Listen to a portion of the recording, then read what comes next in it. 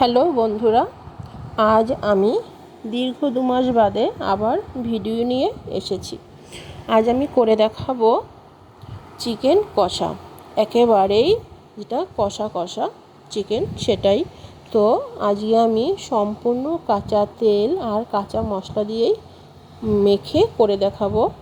তো আমি তার জন্য নিয়েছি ভালো করে কুচি করে নিয়েছি পেঁয়াজ, রসুন বাটা, আদা বাটা, ধনিয়া জিরা বাটা, লঙ্কা বাটা, নুন, হলুদ, তেল। এটা বেশ সব কাঁচা আমি ভালো করে মাখিয়ে নিলাম, যাতে করে মশলাটা সমস্ত জায়গায় একই থাকে, মানে একই রকম থাকে। এর সাথে আমি এবারে দিয়ে দেব চিকেনটা দিয়ে দিলে কি হবে, যে মশলাটা চিকেনের যেখানটাতেই লাগবে না কেন মশলার পরিমাণ সব জায়গাতেই সমান থাকবে। এবার আমি মাংসের সাথে ভালো করে মশলাটাকে মাখিয়ে নেব। যত ভালো মাখানো হবে ততই ভালো স্বাদ হবে, কেননা মাংস গায়ে সব জায়গায় সম পরিমাণে মশলাটা লেগে যাবে। এরকম করে বেশ ভালো করে মাখিয়ে আমি মাংসটাকে 20 মিনিটের জন্য রেখে দেব। দেখো কি সুন্দর কালারটা লাগছে, কালারটা দেখেই মনে হবে যেন তোমার ভক্তি চলে আসবে। অনেকে তো চিকেন পছন্দ করে না ব্রয়লারটা, তো এরকমভাবে রান্না করলে সত্যি তার খেতে ইচ্ছে করবে। তো আমার মাখানো হয়ে গেছে, এবার আমি এইটাকে 20 মিনিটের জন্য ঢেকে রেখেছিলাম। তো যাই হোক, সেটা তোমাদের দেখানো হয়নি। এবার আমি ঢাকনা তুলে দেখো কালারটা একবার বেশ খানিকটা আবার তেল দিয়েছি আর দিয়েছি তেজপাতা। যাই হোক, এবারে তো দেখো আমি কড়াতে খুব অল্প পরিমাণে তেল নিয়েছি, কেননা কড়াটায় না হলে লেগে যাবে। তাই কড়াটা ভালো করে গরম করে তেলটাকে ঘুরিয়ে আমি কড়াটার চারপাশে লাগিয়ে নিলাম। এবারে চিকেনটা আমি অল্প করে একটু দেব, যাতে গায়ে ছিটে না আসে। তার জন্য আমি 2 টুকরো মাংস আমি কড়াতে দিয়ে দিলাম। এবারে আমি সব মাংসটা এক এক করে আমি ঢেলে দেব। এবং যারা নতুন রান্না করতে পারে না তারা এভাবে একবার করে দেখবে, যে ভীষণ সহজ আর স্বাদেও ভীষণ ভালো হয়।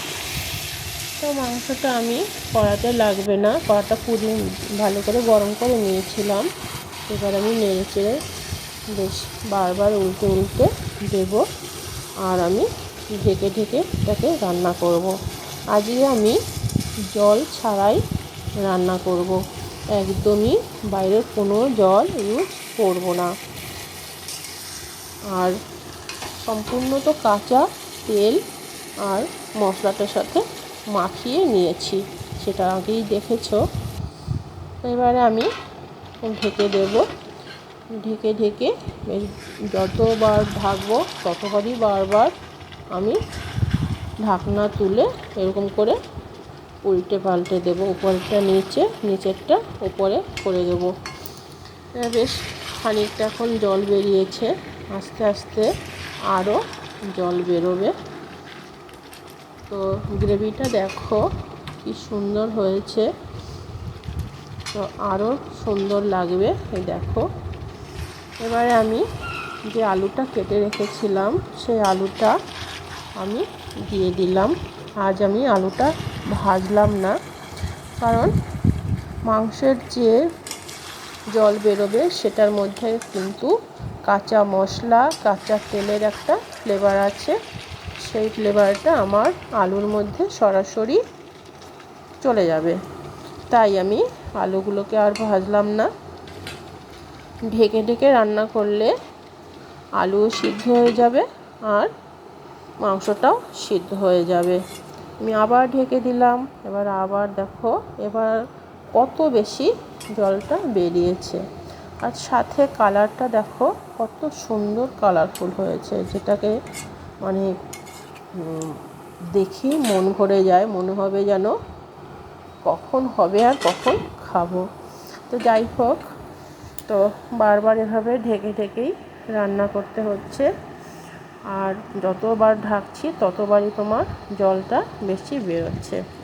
শিম আঁচটাও ঠিক এরকমই কম আঁচেই রাখতে হবে, কেননা মাংস আলু দুটোই সিদ্ধ হতে হবে।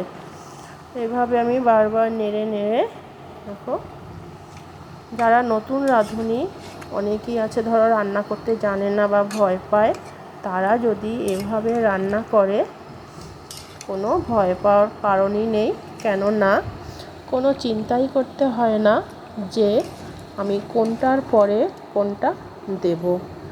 কেননা মশলার পরিমাণটা একটু বুঝে নিলেই আর একসঙ্গে মাখিয়ে নিলে রান্নার কোনো ঝামেলাই থাকে না।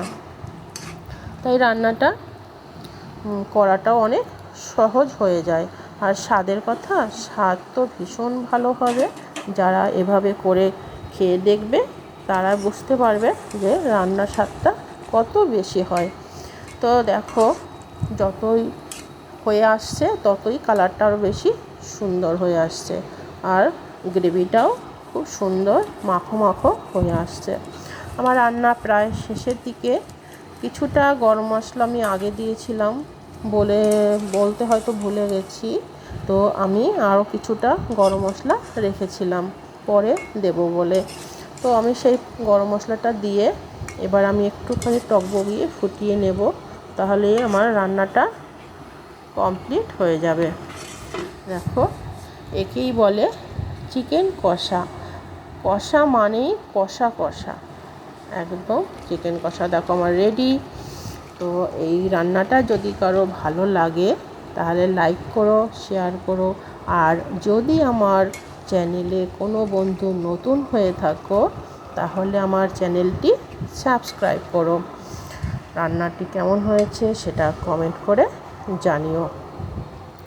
আমার রান্নাটা এবারে একদমই শেষের দিকে। রান্নাটা এবার আমি তুলে নিয়েছি, তুলে আমি একটু বাটিতে সার্ভ করে দেখাচ্ছি। দেখো, একদমই কষা কষা মাংসটা আমার একেবারে কমপ্লিট। ভাত, রুটি, লুচি যাই বলো না কেন সব কিছু দিয়েই ভালো লাগবে। আর তোমাদের সত্যি ভালো লেগে থাকলে তাহলে আমার পাশে থেকো। আর তোমরা সব